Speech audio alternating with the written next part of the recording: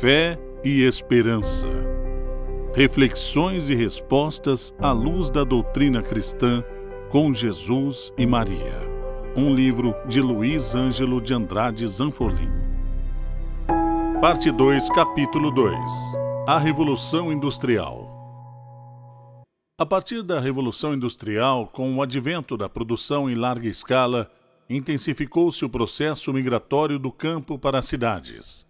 Esse processo teve origem na Inglaterra ainda no século XVIII e trouxe consigo uma série de transformações sociais e econômicas. Os empregos estavam nas novas indústrias e as cidades passaram a concentrar mais pessoas. Tornou-se necessário o investimento em infraestrutura para as regiões urbanas, que recebiam a cada dia novos moradores. Com o advento do motor a vapor, processos manuais foram substituídos por sistemas mecanizados, incluindo o setor de transportes.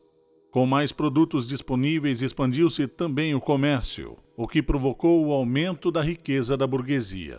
A produtividade era maior, o capital acumulado com o lucro da indústria e do comércio financiava o progresso técnico e o alto custo das instalações industriais. Esse acúmulo de capital foi ainda maior graças à internacionalização do comércio industrial, o que gerou um ciclo de reinvestimento em novas tecnologias, em crescimento exponencial.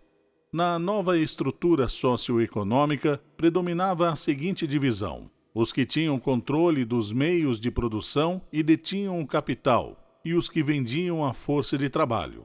Antigas organizações que reuniam artesãos, como as guildas, deixaram de existir. Nesse momento não havia leis de proteção aos trabalhadores. As remunerações eram baixas e péssimas as condições de trabalho. As habilidades de manufatura deixaram de ser uma necessidade, pois as máquinas produziam mais.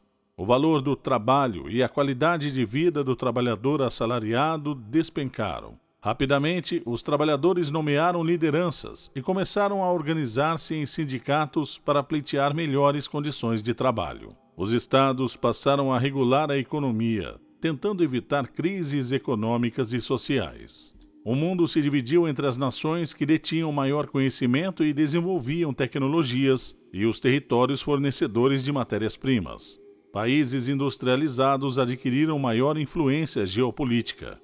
O mundo contemporâneo ainda preserva muitas dessas características de organização do sistema industrial. No entanto, ao contrário da gênese, grandes grupos instalam suas unidades de produção em países mais pobres, exatamente pela mão de obra barata e maior flexibilização da legislação ambiental.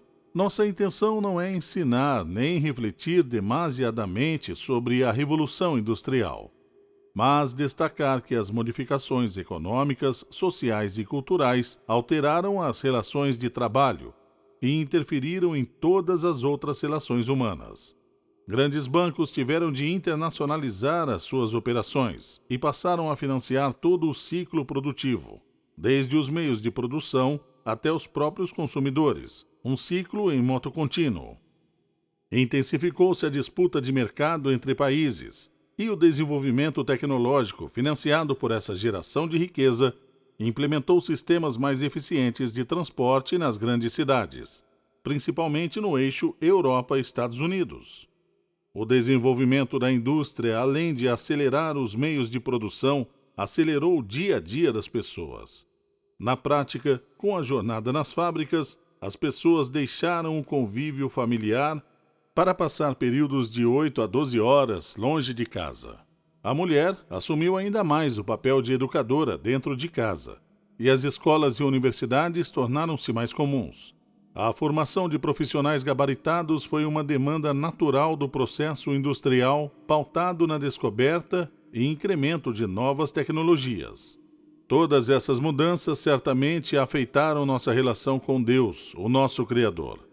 A meu ver, nesse momento iniciou-se um processo de intensificação do distanciamento da humanidade em relação à Igreja.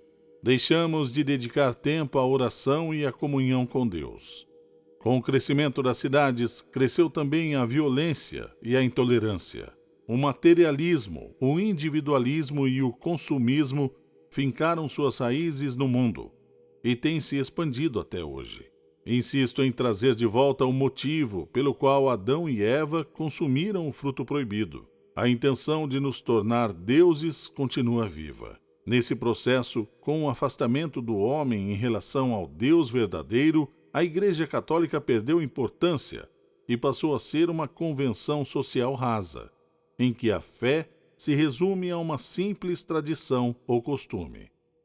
Nossas ambições por saber e ter mais tomam o lugar do verdadeiro Deus. A fé perdeu a sua essência e reduziu-se a rituais, a repetição de tradições, mas sem o conhecimento profundo da doutrina e de como melhor se relacionar com Deus. Essa desordem certamente preocupou Maria. Podemos compreender por que suas aparições se intensificam desde então. Aí reside o significativo aumento de suas aparições após a Revolução Industrial. Como mãe da Igreja e da humanidade, ela deseja nos resgatar. Precisamos ouvi-la, como fizeram as pessoas em Caná. Fazei o que ele vos disser. João capítulo 2, versículo 5. Já não ouvimos mais Jesus nem a Igreja. Assim, com a autorização de Deus, Maria vem em nosso socorro nas aparições, sempre ressaltando que esta vida é passageira e há consequências decorrentes do modo como vivemos e nos relacionamos com Deus e com as pessoas. Aparição em Fátima, Portugal, em 1917. 3 crianças, Lúcia dos Santos, com 10 anos, Francisco Marto, com 9 anos, e Jacinta Marto, com 7 anos, apacentavam um pequeno rebanho na cova de Íria, próximo a uma aldeia chamada Aljustrel. Era o dia 13 de maio de 1917. Enquanto trabalhavam, viram sobre uma azinheira com cerca de 1 metro de altura a figura de uma senhora, mais brilhante que o sol. Lúcia via, ouvia e falava com a senhora. Jacinta via e ouvia. Francisco apenas via. A partir de então, as aparições da Virgem Maria repetiram-se nos 5 meses seguintes. Por meio delas, foi deixada uma importante mensagem ao mundo. Em 13 de outubro de 1917, Nossa Senhora se revelou como sendo a Senhora do Rosário. Nessa época, Portugal, país de maioria católica, era pobre e inculto e atravessava uma das maiores crises da sua história. Em 1908, o rei Dom Carlos I tinha sido assassinado na rua junto a seu filho mais velho, por 2 elementos da Carbonária portuguesa, movimento contrário à realeza. Em 5 de outubro de 1910, a República foi proclamada em Portugal, a monarquia abolida, e o sucessor Dom Manuel II obrigado a deixar o país. A nova república, liberal e laica, entrou imediatamente em conflito com a Igreja Católica. Entre inúmeras medidas tomadas, as principais foram a expulsão da Companhia de Jesus, jesuítas, e das ordens do clero regular, encerramento de conventos, proibição do ensino religioso nas escolas. Foi também aprovada a lei do divórcio e feita a separação entre Igreja e Estado. Em maio de 1911, o Papa Pio X rejeitou vigorosamente as leis de secularização introduzidas pelo novo governo português. A partir de 1916, o país entrou na Primeira Guerra Mundial, enviando mais de 55 mil homens para a França, assim como outras forças para Angola e Moçambique, colônias portuguesas que haviam sido invadidas pelos alemães. Manter essas frentes de batalha era custoso para um país já empobrecido. Além disso, muitas vidas foram perdidas. Até 1926, a Primeira República teve 9 presidentes e 45 governos. Em 28 de maio de 1926, o general Gomes da Costa instaurou uma ditadura militar, precursora do Estado Novo, o qual se manteria até abril de 1974. As 3 crianças receberam primeiro a visita de um anjo, em 1916. Não temais, disse, sou o anjo da paz. Depois lhes ensinou a seguinte oração: Meu Deus, eu creio, adoro, espero e amo-vos. Peço-vos perdão para os que não creem, não adorem, não esperam e não vos amam. Vale meditarmos um pouco sobre essa aparição que preparou as crianças para um encontro com Nossa Senhora. Vamos aos destaques. Primeiro, o anjo se identifica como anjo da paz. Segundo, ensina as crianças a rezarem pelas pessoas que não creem em Deus, não o adoram e não o amam. Terceiro, usa os verbos sempre no plural, ou seja, está implícito que a oração é dirigida à Trindade. Quarto, mostra às crianças que Jesus e Maria estão atentos às suas orações. As crianças relataram bem mais tarde que ficaram com uma sensação de muita paz interior e sentiram a presença de Deus de forma íntima.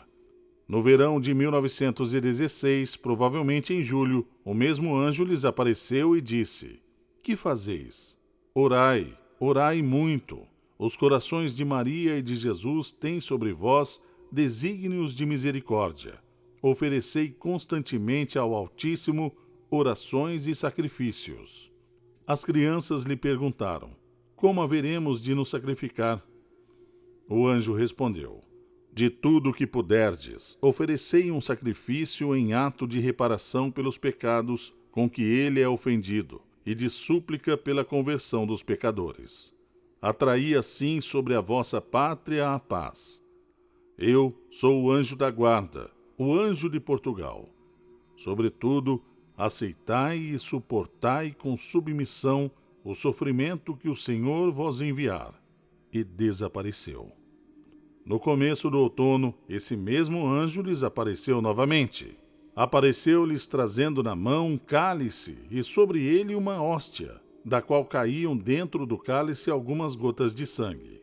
Deixando o cálice e a hóstia suspensos no ar, prostou-se em terra e repetiu 3 vezes a oração: "Santíssima Trindade, Pai, Filho e Espírito Santo, adoro-vos profundamente e ofereço-vos o preciosíssimo corpo, sangue, alma e divindade de Jesus Cristo, presente em todos os sacrários da terra, em reparação dos ultrajes, sacrilégios e indiferenças com que ele mesmo é ofendido. E pelos méritos infinitos do seu Santíssimo Coração e do coração imaculado de Maria, peço-vos a conversão dos pobres pecadores." Depois, o anjo se levantou e tomou o cálice e a hóstia e lhes deu para beber, repetindo a oração acima mais 3 vezes. Em seguida, desapareceu. As crianças ficaram com a mesma sensação da primeira vez, uma paz interior nunca sentida, e repetiram a oração ensinada muitas vezes. No dia 13 de maio de 1917, estavam as crianças novamente reunidas e brincando numa parte da propriedade que pertencia aos pais de Lúcia, localizada a 2,5 km de Fátima. Por volta do meio-dia, depois de rezarem o terço, observaram 2 clarões, tais como relâmpagos. Com medo que estivesse para cair uma chuva, decidiram ir embora. Logo à frente deles havia um clarão que iluminava uma grande área. Viram logo acima de uma azinheira uma senhora vestida de branco e mais brilhante que o sol, espargindo luz mais clara e intensa que um copo de cristal cheio de água cristalina, atravessado pelos raios do sol mais ardente. A sua face, indescritivelmente bela, não era nem triste nem alegre, mas séria, com um ar de leve censura. As mãos juntas, como a rezar, apoiadas no peito e voltadas para cima. Da mão direita pendia um rosário. As vestes pareciam feitas só de luz. A túnica era branca, e branco era o manto orlado de ouro que cobria a cabeça da Virgem e lhe descia até os pés. Não se lhe viam os cabelos nem as orelhas. Os 3 videntes estavam bem próximos a Nossa Senhora, talvez no máximo a 1,5 metro de distância. Nossa Senhora lhes disse: "Não tenhais medo, eu não vos faço mal." Lúcia perguntou: "De onde é a senhora?" Nossa Senhora respondeu: "Sou do céu", apontando o dedo para cima. Lúcia lhe perguntou: "O que a senhora quer?" Vim para vos pedir que venhais aqui 6 meses seguidos, no dia 13 de cada mês, a esta hora. Depois lhes direi quem sou e o que eu quero. As crianças começaram a perguntar a Maria se iriam para o céu. Maria lhes confirmou que os 3 iriam para o céu. Porém, lhes perguntou se aceitavam fazer sacrifícios, suportar todos os sofrimentos que lhes fossem enviados em ato de reparação pelos pecados e de súplicas pela conversão dos pecadores. Todas as crianças disseram: sim, queremos. Ide, pois tendes muito que sofrer, mas a graça de Deus será vosso conforto. Lúcia contou que após suas últimas palavras, ela abriu pela primeira vez as mãos, comunicando-nos uma luz muito intensa, como que reflexo que delas expedia, que nos penetrava no peito e no mais íntimo da alma, fazendo-nos ver a nós mesmos em Deus, que era essa luz, mais claramente do que nós vemos no melhor dos espelhos. As crianças caíram de joelho enquanto Maria se afastava. Elas começaram a rezar a oração ensinada pelo anjo, pedindo pelas conversões dos pecadores, pela paz no mundo. Nossa Senhora ainda lhes disse: rezem o terço todos os dias para alcançarem a paz para o mundo e o fim da guerra. Em seguida, começou a elevar-se serenamente em direção ao nascente, até desaparecer. As aparições de Nossa Senhora às 3 crianças são muito ricas de detalhes e de ensinamentos. Elas nos mostram o quanto a humanidade está ofendendo a Deus e quanto precisa de nossas orações, oferecidas em reparação das ofensas a Deus pela conversão dos pecadores. Nossa Senhora revelou aos 3 videntes, em 13 de julho de 1917, 3 segredos que estão aqui resumidamente descritos. Primeiro, visão do inferno. Mostrou-nos um grande mar de fogo que parecia estar debaixo da terra. Mergulhados neste fogo, os demônios e as almas, como se fossem brasas, transparentes e negras ou bronzeadas com forma humana, que flutuavam no incêndio, levadas pelas chamas que delas mesmo saíam, junto a nuvens de fumo, caindo para todos os lados, semelhantes ao cair de fagulhas em grandes incêndios, sem peso e equilíbrio, entre gritos e gemidos de dor e desespero que horrorizava e fazia estremecer de pavor. Os demônios se distinguiam por formas horríveis e asquerosas de animais espantosos e desconhecidos, mas transparentes e negros. Esta vista foi um momento, e graças à nossa Mãe do Céu, que antes nos tinha prevenido com a promessa de nos levar para o céu, assim não fosse, creio que teríamos morrido de susto e pavor. Em seguida, levantamos os olhos para Nossa Senhora, que vos disse com bondade e tristeza: vistes o inferno, para onde vão as almas dos pobres pecadores. Segundo, consagração da Rússia ao Sagrado Coração de Maria. Deus quer estabelecer no mundo a devoção ao meu Imaculado Coração. Se fizerem o que eu disser, salvar-se-ão muitas almas e terão paz. A guerra vai acabar. Mas se não deixarem de ofender a Deus, no reinado do Papa Pio XI começará outra pior. Quando virdes uma noite iluminada por uma luz desconhecida, sabei que é o grande sinal que Deus vos dá, de que vai punir o mundo de seus crimes, por meio da guerra, da fome e de perseguições à Igreja e ao Santo Padre. Para impedir tais fatos, pedirei a consagração da Rússia a meu Imaculado Coração e a comunhão reparadora dos primeiros sábados. Se atenderem meus pedidos, a Rússia se converterá e terão paz. Se não, espalhará seus erros pelo mundo, promovendo guerras e perseguições à Igreja. Os bons serão martirizados. O Santo Padre terá muito que sofrer. Várias nações serão aniquiladas. Por fim, meu coração triunfará.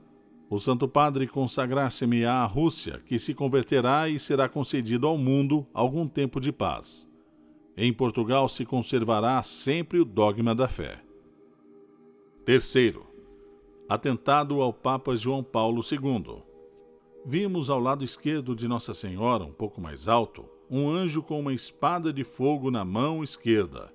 Ao cintilar, soltava chamas que pareciam incendiar o mundo, mas apagavam-se com o contato do brilho que da mão direita expedia.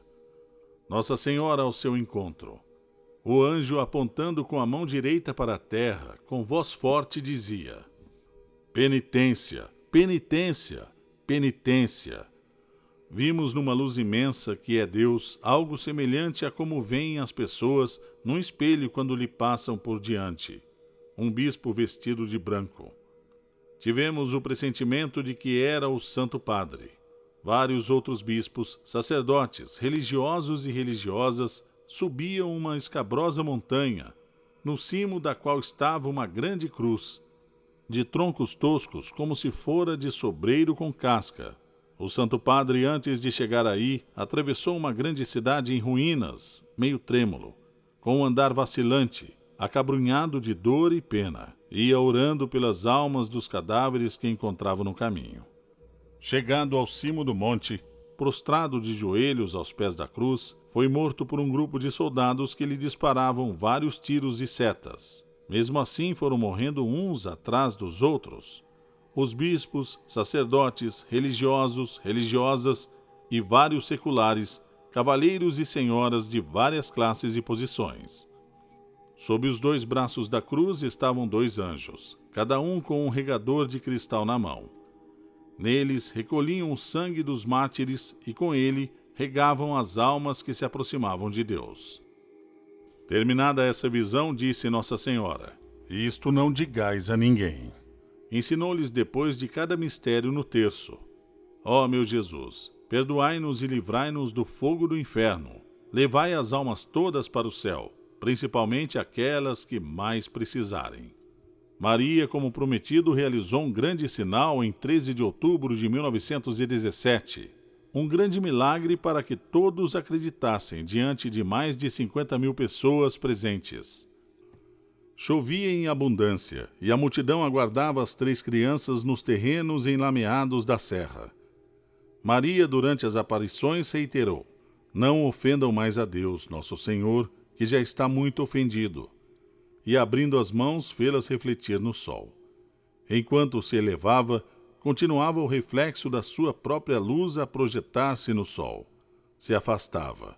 Desaparecida, Nossa Senhora na imensa distância do firmamento, vimos ao lado do sol São José com o menino Jesus e Nossa Senhora vestida de branco e com um manto azul. Era a Sagrada Família. São José e o menino Jesus pareciam abençoar o mundo com os gestos que faziam com a mão em forma de cruz. Pouco depois, desvanecida esta aparição, vi Nosso Senhor acabrunhado de dor a caminho do Calvário, e Nossa Senhora que me dava a ideia de ser Nossa Senhora das Dores. Milagre do Sol.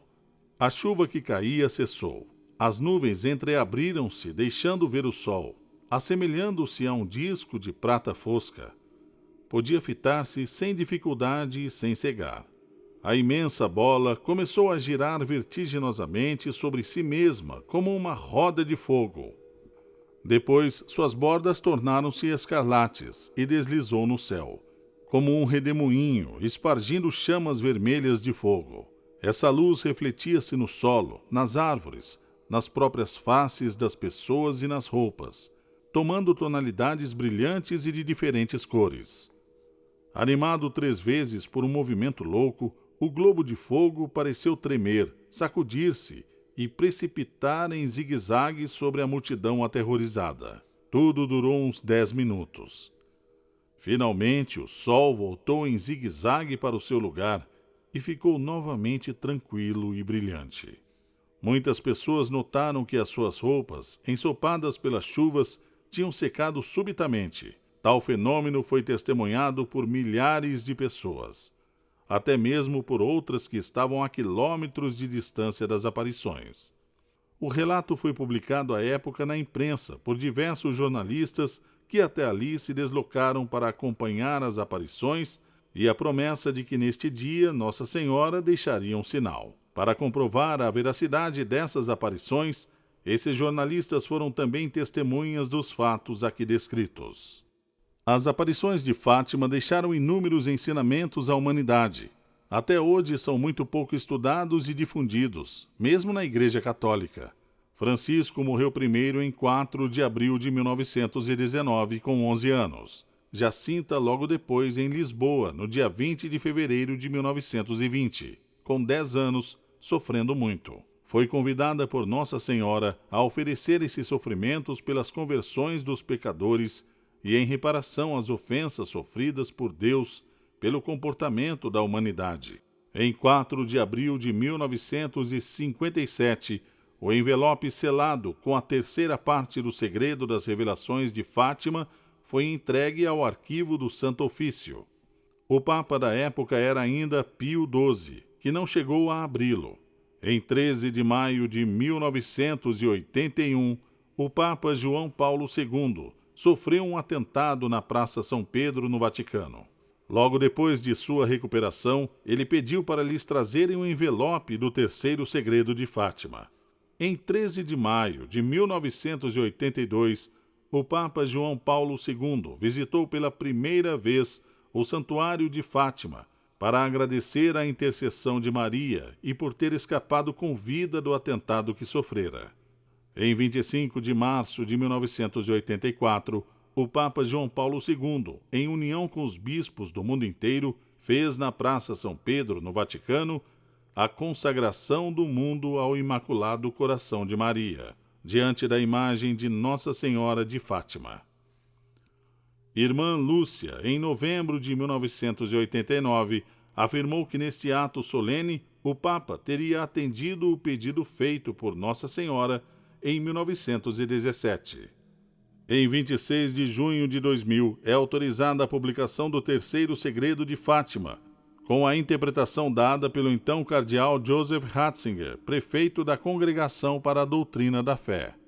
O texto de Ratzinger reconhece que o homem de branco, descrito no texto do terceiro segredo de Fátima, de fato trata-se do Papa João Paulo II. Em 8 de outubro de 2000, a imagem de Nossa Senhora de Fátima viaja novamente ao Vaticano. Na Praça São Pedro, na presença de 1.500 bispos de todo o mundo e de milhares de fiéis e peregrinos, João Paulo II consagra diante dessa imagem e em união com todo o episcopado do mundo o novo milênio à Virgem Santíssima. A irmã Lúcia do Coração Imaculado, da Ordem das Carmelitas Descalças, morreu em 13 de fevereiro de 2005, no Carmelo de Coimbra. Em 2 de maio de 2005, morre em Roma, no Vaticano, João Paulo II. Serão coincidências? Claro que não. O homem de branco nitidamente expresso no terceiro segredo de Fátima é João Paulo II, Papa mariano que viveu num tempo desafiador e vindo da Polônia, país oprimido pela União Soviética durante quase 50 anos. Seu papado havia sido previsto por Santa Faustina em 1930 na Polônia. Ele prepararia o mundo e a Igreja para a volta de Jesus. E muito contribuiu para a libertação da humanidade da opressão do comunismo na Europa e no mundo. João Paulo II, com discernimento e convicção, atribuiu a sua vida ter sido salva a uma graça obtida por Nossa Senhora junto a Jesus. O turco Ali Agca era um exímio atirador. Da distância que atirou e com a arma que usou, jamais deixariam de ser mortais os projéteis.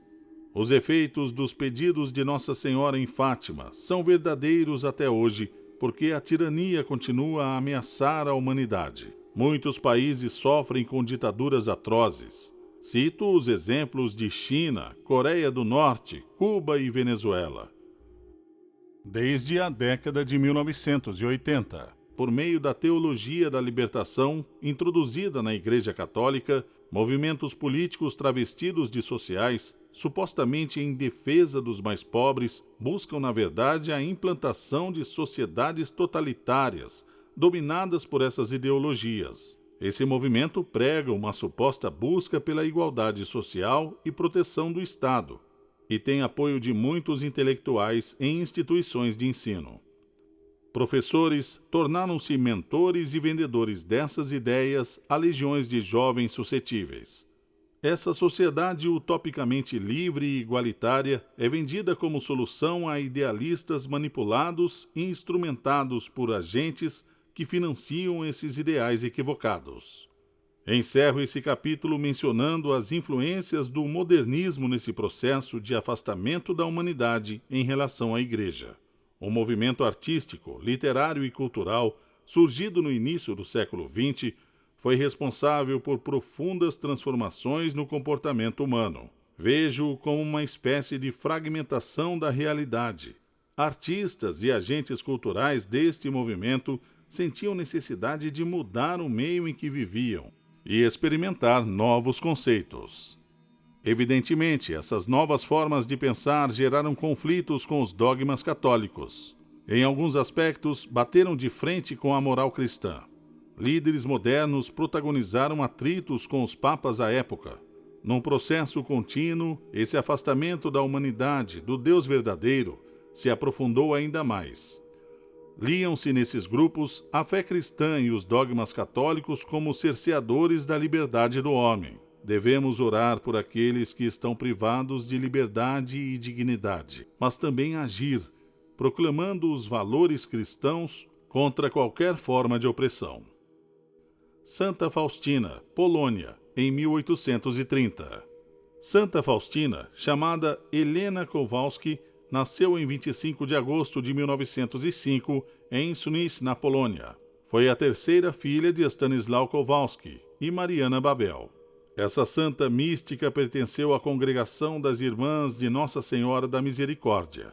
Desde o início da sua caminhada, tinha visões de Jesus e colóquios com o Senhor e Nossa Senhora.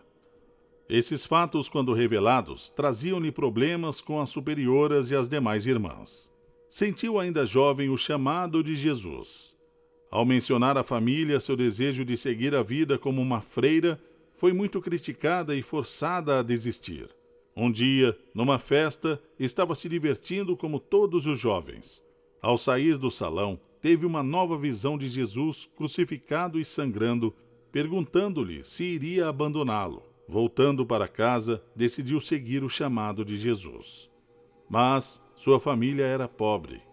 Então ela foi morar em uma cidade maior e lá trabalhou muito tempo como doméstica. Conseguiu juntar recursos para entrar no convento, conforme o costume da época. 1. Revelação. No dia 22 de fevereiro de 1931, a irmã Faustina recebeu a primeira das muitas revelações relacionadas com a sua missão de vida. Ela viu Jesus que lhe pedia: pinta uma imagem de acordo com o modelo que está vendo, com a inscrição: Jesus, eu confio em vós. Desejo que esta imagem seja venerada primeiramente na vossa capela e depois no mundo inteiro. Prometo que a alma que venerar esta imagem não perecerá. Prometo também, já aqui na terra, a vitória sobre os inimigos e especialmente na hora da morte.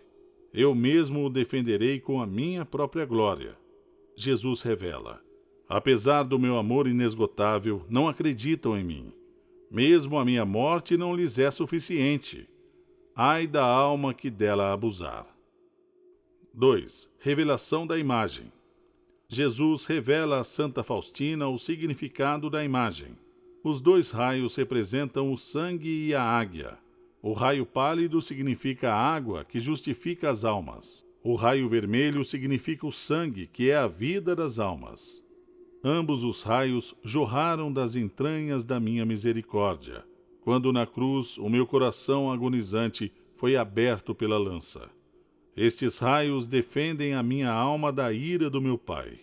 Feliz aquele que viver à sua sombra, porque não será atingido pelo braço da justiça de Deus.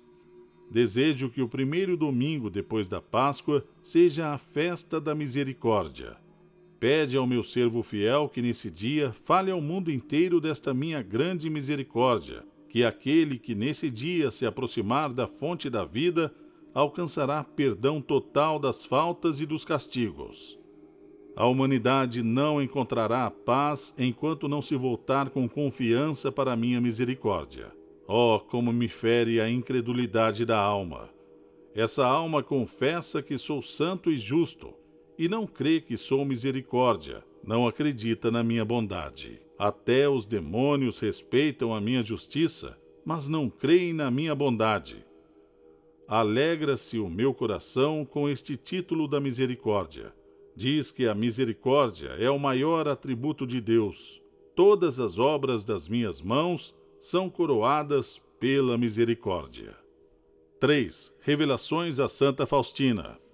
As almas se perdem apesar da minha amarga paixão. Estou lhes dando a última tábua de salvação, isto é, a festa da minha misericórdia.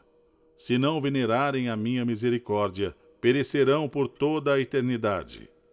Secretária, Santa Faustina, da minha misericórdia, escreve: fala às almas desta minha grande misericórdia, pois está próximo o dia terrível, o dia da minha justiça. Nas vésperas da Segunda Guerra Mundial, Santa Faustina rezava pela Polônia. Então ouviu estas palavras: amo a Polônia de maneira especial, e se ela for obediente à minha vontade, eu a elevarei em poder e santidade. Dela sairá a centelha que preparará o mundo para a minha vinda derradeira.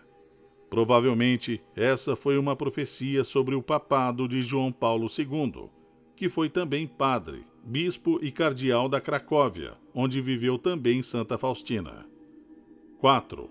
Terço da Misericórdia às 3 horas da manhã e às 3 horas da tarde.